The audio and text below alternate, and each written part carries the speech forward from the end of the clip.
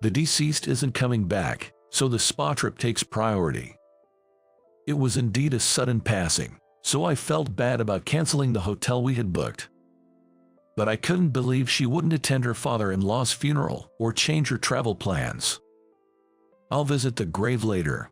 See you. Susan got ready by herself and left for the trip alone. After everything was over and I was completely drained, I arrived home and started changing my clothes. As I was about to take off my jacket, Susan returned from her trip. I'm home. The spa hotel were amazing. Swallowing various emotions, I told Susan. I just got back from your parents' funeral. Huh? My name is Mark. I'm 42 and work in an office at a medical equipment manufacturer. From an outsider's perspective, my life might seem dull, but it's quite fulfilling because I spend a lot of time and money on my hobby. My hobby is traveling. I've always loved spontaneously going on solo trips whenever I had time off. I've traveled all over the US, never getting tired of it. The thawing springs of Alaska, the lush green summers in Oregon, the beautiful autumn leaves in New England, enjoying hot springs while watching the snow in Colorado. I frequent my favorite tourist spots and have become a familiar face at many hotels. Acting alone has become a habit for me, and being with others tires me out. That's why, despite having worked at the same company for many years since graduating, I remained single. But at 40, a turning point came. While enjoying a leisurely solo trip to Charleston, I met Susan. We stayed at the same hotel and, like me, she was well acquainted with the landlady. In the lobby, with its beautifully manicured garden view, we happened to be looking at the same autumn leaves. A red dragonfly flew in front of me, and I instinctively raised my finger. When it landed on my finger, Susan looked over and smiled. I returned the smile and said hi. It's a beautiful view, isn't it? Every fall, I feel like staying in this hotel. Me too, so we must have crossed paths before without realizing it. We hit it off while talking. I vividly remembered Susan smiling against the backdrop of the beautiful garden.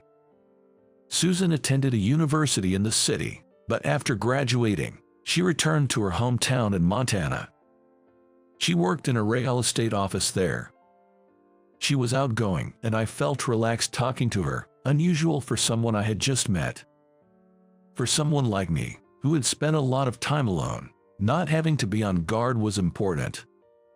We exchanged contact information and, after the trip, kept in touch for calls and video chats, deepening our friendship.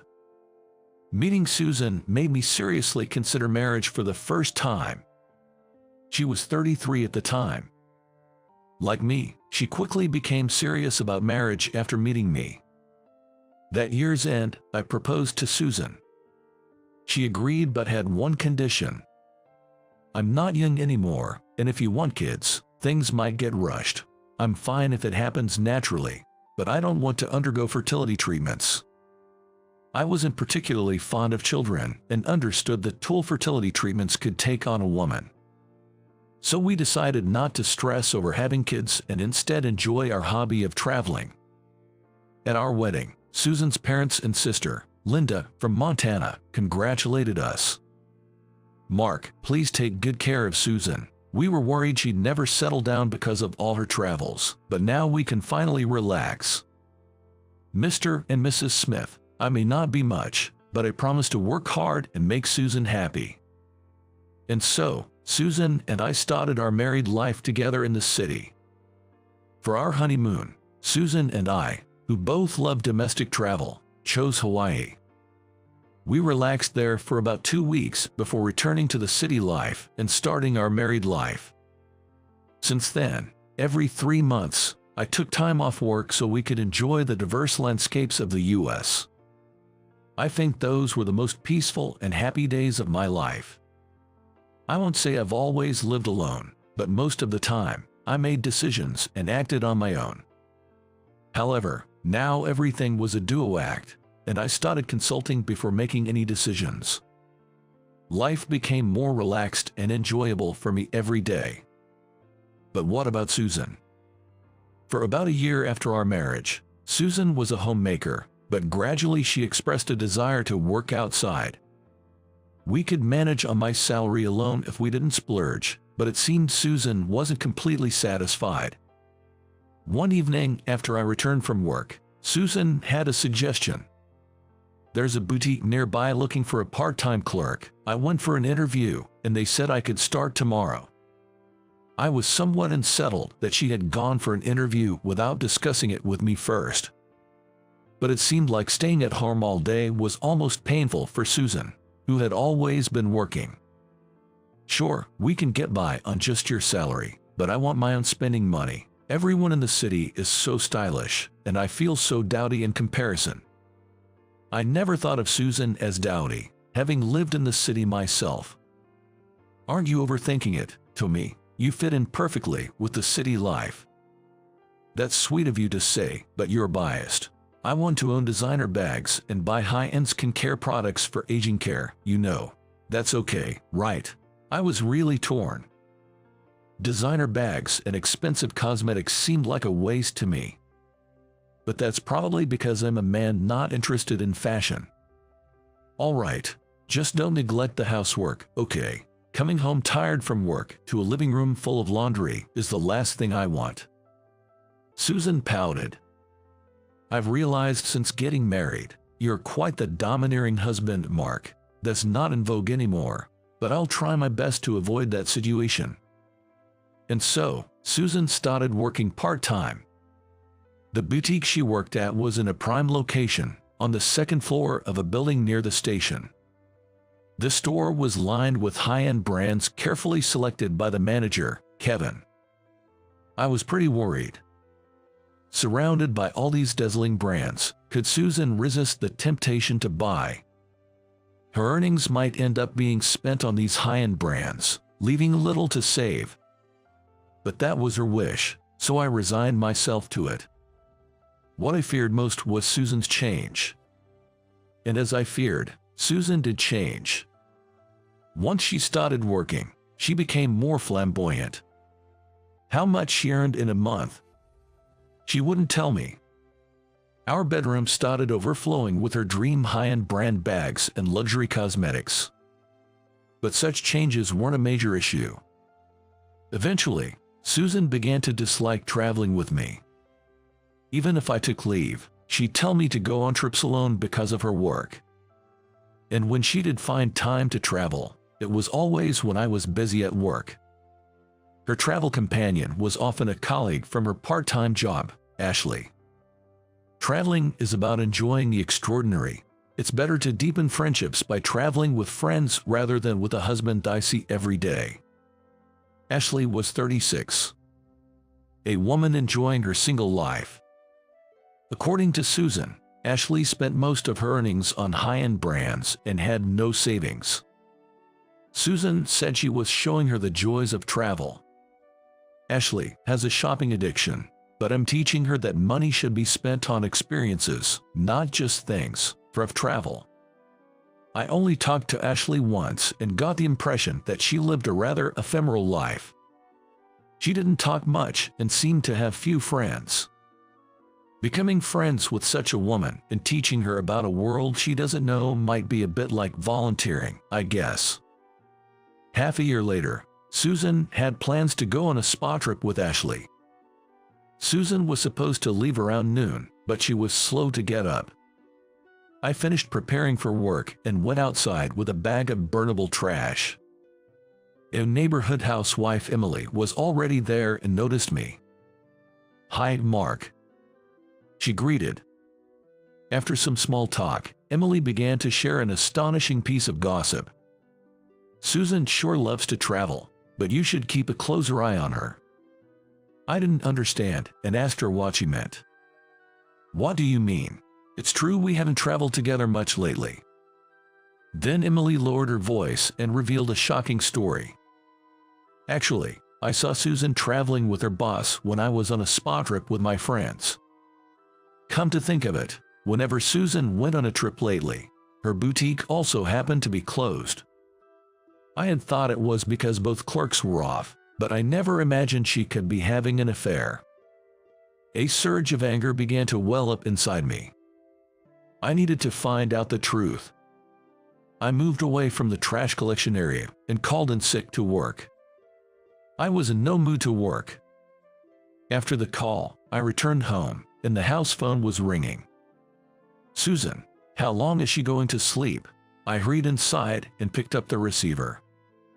It was my mother, sobbing. Your father. He suddenly collapsed and was taken to the hospital, but it was too late. I felt as if I'd been hit on the head. According to my mother, my father had collapsed on his way to the bathroom early in the morning. Unfortunately, she was still asleep and only found my father collapsed in the hallway when she got up. The delay in finding him was why he passed away at the hospital. If only I had noticed sooner. "Mark, please come home right away." Of course, I just happened to take the day off, so I'll get ready and come with Susan. "What about Tom?" He said he'd come right away. My brother Tom and his wife live a little bit far away from the home of my parents, so he'd probably arrive before me. I needed to hurry. I wanted to comfort my mother, who was shocked by my father's death. I hung up and went to wake Susan. My mind was in turmoil with the sudden news, and I wasn't sure what the right thing to do was. Should I confront Susan about the affair now? Pretending not to know and going home with her might comfort my mother. For my father, who had passed to heaven, I decided not to confront Susan about the affair immediately. When I opened the door to wake Susan, she was already up, packing for her trip. "Susan, listen, my father has passed away. My mother just told me over the phone. I'll get ready now, so let's go home together and attend the funeral." But Susan's response was unbelievable. "Why should I go? I'm not going." "Why wouldn't you? He was your father-in-law. How can you not say goodbye for the last time?" Susan sighed heavily, looking utterly fed up. "Oh, I hate this. This kind of family obligation is such a hassle. The deceased isn't coming back, so the hot spring trip takes priority. Indeed, if she were to attend the funeral, the hotel reservation would need to be canceled. But I couldn't believe she wouldn't attend her father-in-law's funeral or change her travel plans. "I'll visit the grave later. Okay, I'm leaving now." Susan just got ready by herself and left for the hot springs trip. At that moment, I felt like I truly saw Susan's true nature. I let her go without confronting her about the suspicion of infidelity. Everything was becoming too much of a hassle. I decided to forget that Susan was my wife and rushed to be with my mother. I packed a few days' worth of clothes into a small Boston bag. About 2 hours after Susan left, I was about to leave when the house phone rang. Wondering who it could be, I answered the phone, and it was from Susan's sister, Linda. "Mark, something terrible has happened. My parents got a car accident and taken to the hospital, but I can't get in touch with Susan." I was stunned by one terrible event after another. "Susan just left for a trip. How are your parents?" Linda's voice quivered with tears over the phone. "It's bad. They were in a head-on collision with another car. I'm so confused. Mark, can you come here as soon as possible?" Linda's husband had passed away 5 years ago. Now, she was the only one at her family home, feeling lost about what to do. "Linda, actually, my father passed away 2 hours ago, and I was just packing to go to my mother's." Linda gasped over the phone. "What a tragedy. Your father too." I'll try calling Susan again. I'll keep trying to reach her too. For now, I'm going to take a taxi to my parents' home. My brother is there, so he can handle the funeral arrangements. I'll head to your place as soon as it's over. My condolences. What a day this is. So much misfortune all at once. As Linda said, it felt almost cursed to have so much misfortune hit at once. It took about 2 hours by taxi to reach my parents' home. Tom and his wife had already arrived and looked relieved to see me. "Mark, glad you could make it. Mom has been in shock since she found out. Oh, isn't Susan with you? Well, I mumbled, not knowing what to say, and then went to the room where my mother was. Mom, we're here for you. Leave the funeral arrangements to us brothers. My parents had a close relationship, so my mother's shock was immense. She stayed by my father's side, mourning his passing. My sister-in-law complained about Susan not being there. After all, it was an old-fashioned family funeral, and female help was needed. I tried to prevent Susan's reputation from getting any worse. Linda, sorry for the trouble. Susan's parents also passed away, so as soon as the funeral is over, I'll head to Montana. Susan must be having a hard time too. I wish she could have come here, but under the circumstances, I understand. Tom and his wife thought Susan was in Montana for her parents' funeral. I didn't elaborate, and after saying farewell to my father at the funeral, took a train in my funeral attire. Linda looked exhausted. Mark, what's Susan doing? Her own parents have died, and where is she? We kept calling her cell phone, but it was turned off. I have a lot I want to say to Susan too, but for now, let's quietly say goodbye to your parents. So we managed to hold the funeral amidst the sudden chaos. When I called my office to say I'd be back the following week, I received a lot of sympathy. My boss said I could take more time off for bereavement, but I couldn't indulge in that. After everything was over, I returned home on Monday morning, utterly exhausted, and started changing my clothes. I entered the bedroom to take off my jacket when I heard the front door open. Susan was back. I'm home. The spa trip was fantastic. As I entered the living room, there was Susan, lying exhausted on the sofa. Seeing my face, she gave a slightly apologetic smile. Did your father's funeral go smoothly? I was appalled by Susan's words, but swallowed various emotions and told her. I just got back from your parents' funeral. What? Your father and mother passed away. It happened just 2 hours after you left home. Linda tried calling you, but your phone was off. I couldn't reach you either. Susan frantically took out her cell phone from her bag and turned it on. It was pointless now, and I was just astounded by her actions. I wanted to enjoy the escapism of the trip, but it can't be true that my dad and mom passed away. You must be angry and playing a cruel joke. If you think it's a lie, call Linda. Susan hurriedly called Linda. I could faintly hear Linda's reproachful voice from the cell phone. Watching Susan's panicked apologies, I realized how completely my feelings for her had cooled. In the train, I had been indecisive, but now I was resolved. You must have enjoyed your affair trip. I came back today to pack my things. I don't think I'll be returning. I went back to the bedroom, packed a couple of shirts and suits in a trunk, and called a taxi to head to my parents' house. Susan kept calling persistently from her phone. I thought of turning it off like she did during her trip, but I still had things to say, so I answered. I'm sorry for leaving the house unattended. Let me come to your family's home now to pay my respects. I replied with a feeling of detachment. No need for insincere condolences. If you have time for that, be with your father and mother. They won't answer you anymore, though. Susan was in a panic. Why is this happening? I go on trips all the time, but why did this have to happen now? Maybe it's karma, a heavy price to pay, I think, but at least to me, you're now a stranger. Have a good time with the store manager. With that, I turned off my phone.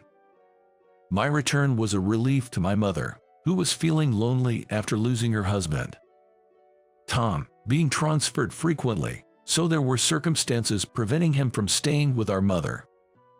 If I stay at the family home, everything will work out smoothly. Good to have you back. It's hard being alone in such a big house. Don't worry, Mom. I'll commute to work from here. I can't replace Dad, but I won't let you feel insecure anymore. My mother tearfully expressed her gratitude. I'm glad I had sons. In times of sudden misfortune like this, you really are dependable. It's because you and Dad raised us with love. I wish I could have been more filial to Dad. Now, I'll do my best to help you. Losing my father made me realize his greatness. Not having children myself, I hadn't fully understood how much effort he put into raising us. Now, I'll devote myself to Mom and his place. A few hours later, Susan chased after me to our family home. She pleaded for forgiveness through the intercom. Please reconsider the divorce. I'll change my ways. On the intercom screen, I saw Susan desperately knocking on the front door. Shouldn't you let her in? I don't know the details, but Susan must have had her reasons. But I firmly told her through the intercom. I'll send the divorce papers later, sign them, and be happy with the store manager. I told my mother about Susan's affair and how she enjoyed a trip with her lover during her parents' funeral. Hearing this, my mother was appalled and declared she'd never speak to Susan again. Thus, Susan and I decided to divorce. I demanded alimony from Susan and her lover, Kevin. I heard Kevin's wife also demanded alimony from Susan. Despite their debts, Susan and Kevin promised to pay. Susan agreed to the divorce quickly, thinking she could remarry Kevin. But neither Kevin nor his wife planned to divorce. With 2 growing children, they decided to work on rebuilding their marriage.